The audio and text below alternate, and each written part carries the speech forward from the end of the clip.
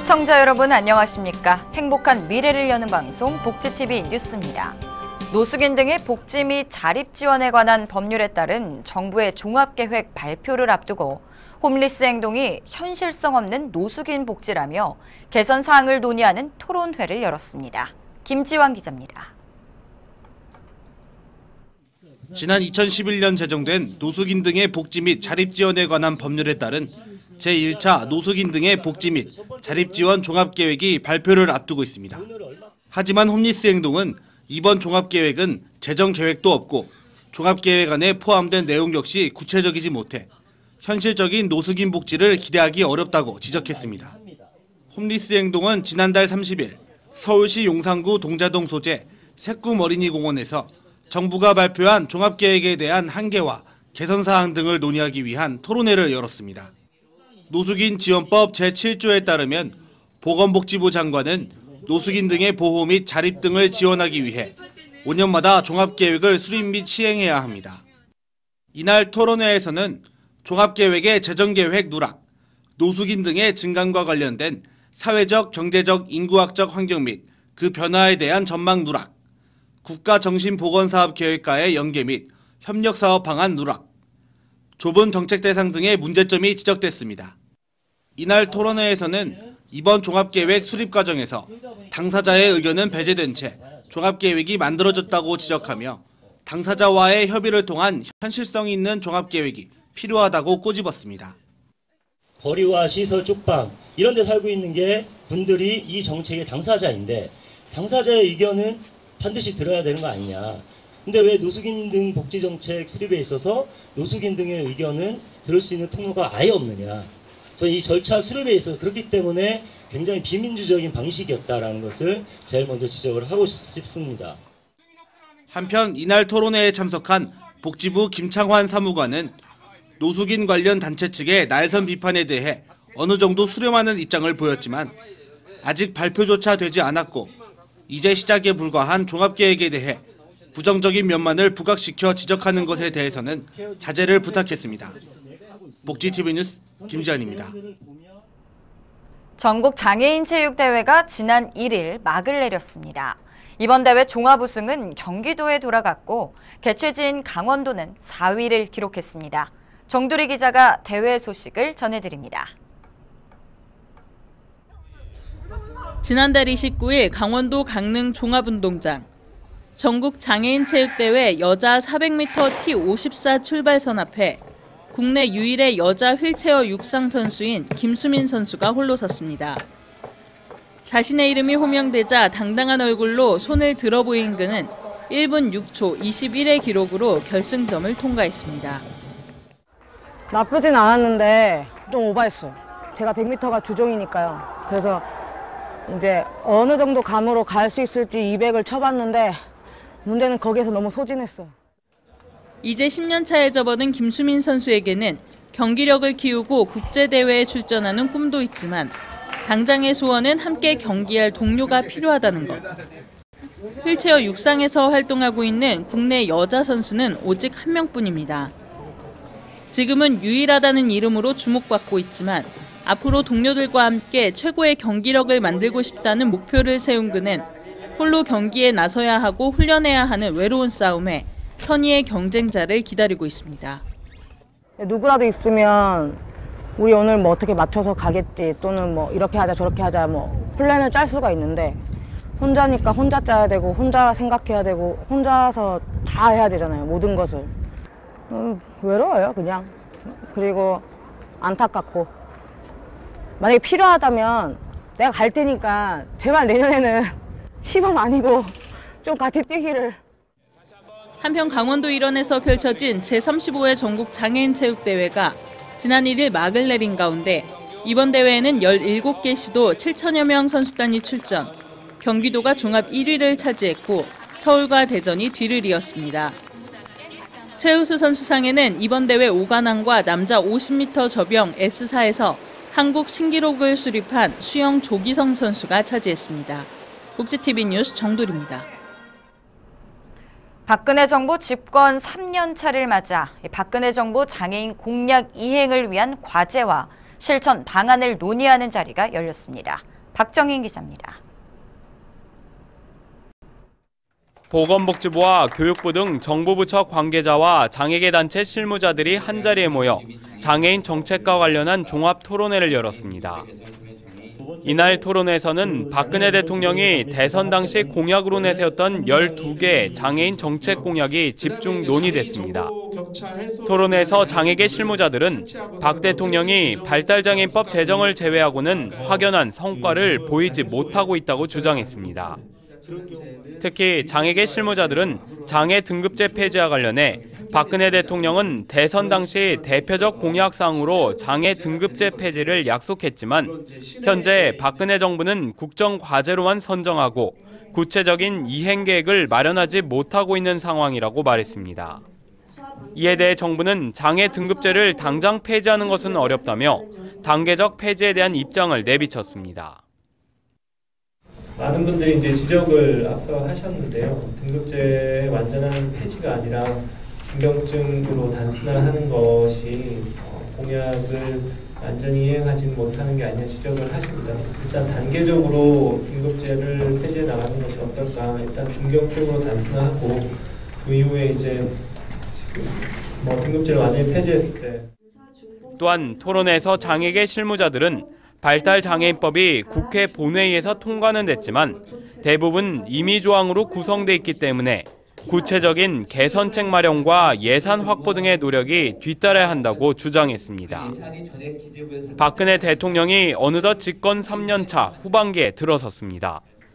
박 대통령이 대선 당시 내걸었던 장애계 정책 공약들에 대한 이행 여부와 성과를 다시 한번 되짚어봐야 할 때입니다. 복지TV 뉴스 박정인입니다.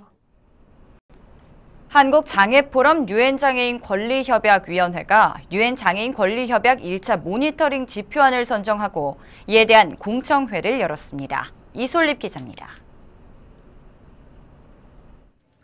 지난해 한국은 유엔에서 유엔장애인 권리협약에 대한 국가와 민간보고서 심사 최종 견해서를 받은 바 있습니다.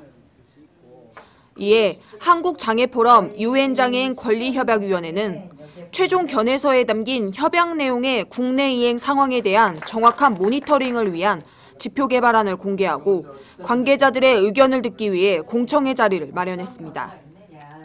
이날 공개한 1차 모니터링 지표안은 유엔장애인 권리협약에서 선택 의정서를 제외한 33개 조항 중 모니터링이 필요하고 활동이 가능한 조항 4개 분야, 29개 조항을 선정했습니다. 그래서 각 조항별로 이제 무엇을 측정해야 하는가에 대한 그 기준을 먼저 정한 다음에 그 기준에 따라서 이제 지표를 개발하기로 하였습니다. 가능하면 어떤 시도별 어떤 그 인권의 격차 이런 것도 좀 살펴볼 수 있어야 하므로 우선 이제 국내에서 좀 확인할 수 있는 최대한의 이제 이 지표들을 좀 개발해 보자. 이후 한국장애포럼 유엔장애인 권리협약위원회는 모니터링 지표안에 대한 내용 타당도 검토와 공청회 결과 등을 취합해 최종안을 확정한 뒤 결과 보고서를 작성할 예정이라고 밝혔습니다. 복지TV 뉴스 이솔립입니다. 정신병원에서 환자의 편지를 열람하거나 보관하는 것은 통신의 자유를 침해하는 것이라는 판단이 나왔습니다. 국가인권위원회는 정신병원에서 가족에게 보내는 편지 발송을 제한하면서 그에 대한 의료적 필요성이나 제한 범위, 기간 등을 진료 기록부에 기재하지 않는 것은 통신비밀보호법 제3조 제1항 등을 침해하는 행위라고 밝혔습니다. 이에 인권위는 A 정신병원장에게 의료 목적으로 환자의 우편물 발송을 제한할 경우 구체적인 제한 사유와 방법을 진료 기록부에 기록하고 우편 내용을 열람하는 일이 발생하지 않도록 통신 제한에 대한 지침을 마련할 것을 권고했습니다. 또 관리감독기관인 해당 관할시장에게 지역 내 정신보건시설에 대해 이 같은 사례가 있는지 조사하고 재발 방지 대책을 마련할 것을 권고했습니다. 당뇨병성 망막병증이 70대 이상 노년층에서 5년 전에 비해 82%가 증가한 것으로 나타났습니다. 건강보험심사평가원은 최근 5년간 심사 결정 자료를 분석한 결과 지난해 전체 진료 인원은 약 32만 8천 명, 진료비는 약 436억 원으로 5년 전보다 각각 37%, 32%가량이 증가했다고 밝혔습니다. 특히 가장 많이 증가한 연령층은 70대 이상 노년층으로 약 5만 명이 증가했으며 60대와 50대 순이었습니다. 한편 당뇨병성 망막병증은 당뇨병에 의해 오랜 기간 고혈당에 노출된 망막이 손상을 입는 안과 합병증으로 방치할 경우 실명에 이를 수 있어 당뇨병으로 진단받은 사람은 정기적인 검사를 통해 조기에 발견해 치료해야 합니다. 제10회 대한민국 장애인 문화예술대상 시상식이 열렸습니다. 올해를 빛낸 장애 예술가는 누구일까요? 김소영 기자가 알려드립니다. 미술과 음악, 무용, 대중예술 등 우리나라 대중문화 예술 발전에 기여한 장애예술인을 발굴하는 2015 대한민국 장애인 문화예술대상 시상식이 열렸습니다. 올해로 10회째를 맞이한 시상식은 장애예술인들의 자부심과 희망을 키워나가고자 지난 2006년부터 실시되어 오고 있습니다. 그동안 장애인 문화예술상을 통해 이름을 알린 장애예술가도 어느덧 70여 명. 올해는 지난 6월부터 3개월간 6개 예술 부분의 후보자를 추천받은 결과 서류 전형을 거쳐 선발된 44명 중 9개 개인과 단체가 최종 수상 명단에 이름을 올렸습니다. 명예의 대상은 활발한 활동으로 휠체어 장애인 무용의 위상을 높이고 있는 휠체어 무용가 김용우 씨에게 돌아갔습니다. 저보다 더 훌륭하고 앞서신 장애인 예술가분들이 참 많습니다. 그분들을 대신해서 제가 상을 받은 건 앞으로 더 많은 일들을 하라는 게 아닌가 생각이 듭니다. 어울려서 함께 추어야 더 즐겁고 행복한 일이기에 앞으로 이 상을 받은 걸로 더 이 세상에서 제가 같이 어울려서 더욱 행복하게 모든 사람들이 춤출 수 있는 세상을 만들기 위해서 작은아마 힘을 더하도록 하겠습니다. 한편 이번 시상식은 국악과 가요, 성악 등 다양한 문화예술 공연이 함께하며 모두가 즐길 수 있는 시간으로 꾸며졌습니다.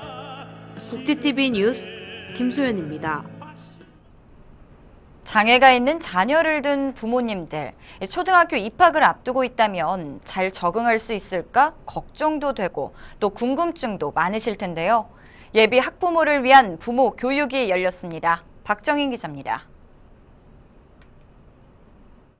예비 학부모들을 위한 교육 현장. 서울특별시 어린이병원에서 장애가 있는 자녀의 초등학교 진학 부담을 덜어주고자 부모 교육이 열렸습니다.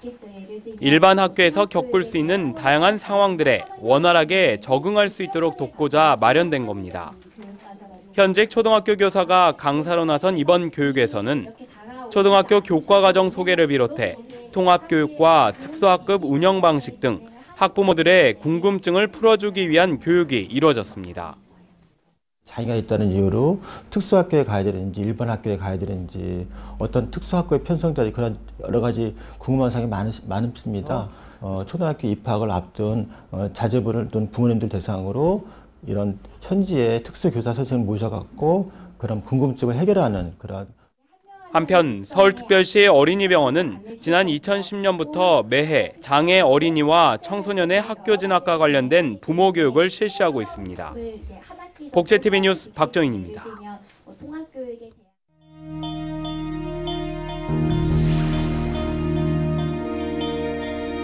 이어서 간추린 뉴스를 전해드립니다. 장애인 먼저 실천운동본부가 2015년 한 해 동안 모범적인 통합 교육을 한 학급을 선정하는 2015 장애학생 권익 증진을 위한 통합교육 공모전을 실시합니다. 추천 대상은 전국의 장애학생과 비장애학생이 함께 통합교육을 하고 있는 초중고등학교 통합학급으로 추천서 접수 기간은 오는 11일까지입니다. 국토교통부는 젊은 층의 주거 안정을 위한 행복주택과 내년부터 신규로 공급하는 공공실버주택을 지자체 공모로 1만 호 이상 공급한다고 밝혔습니다. 산업통상자원부는 겨울철 추위에 취약한 저소득 가구의 난방비 부담을 줄여주고자 난방비를 지원해주는 난방카드를 지원합니다. 신청은 내년 1월 29일까지 거주지 읍면사무소와 동주민센터에서 가능하며 발급받은 카드는 오는 12월부터 내년 3월까지 사용할 수 있습니다. 대학 수학 능력시험에 응시하는 중증장애인들은 오는 12일인 시험 당일 장애인 콜택시를 우선 이용할 수 있게 됩니다. 이용을 원하는 수험생은 오는 11일까지 서울시설공단에 사전 접수를 하면 콜택시를 우선 배차받을 수 있습니다. 혼자 사는 저소득층 어르신들을 대상으로 경남도가 연중 무료로 세탁물을 수거하고 세탁, 건조 후 배달하는 찾아가는 빨래방 서비스 사업을 실시하고 있습니다. 찾아가는 빨래방은 창원시 등 8개 시의 구도심 지역을 중심으로 드럼 세탁기와 발전기 등 세탁 설비를 갖춘 2.5톤 세탁차량이 어르신 가정을 방문해 세탁 서비스를 제공하는 한편 내년부터는 대상 지역을 점차 확대한다는 계획입니다. 우수수 떨어지는 낙엽에 찬바람까지 불면서 가을을 탄다고 말씀하는 분들 많은데요. 우울한 기분이 들 때는 가을볕 쬐어보는 것은 어떨까요? 햇볕은 행복을 느끼게 하는 호르몬인 세로토닌을 만들어내 활력을 되찾게 해준다는데요. 하루에 20분씩 가을볕 쬐기 해보시면 좋을 것 같습니다. 행복한 미래를 여는 방송 복지TV 뉴스를 마칩니다. 시청해주셔서 고맙습니다.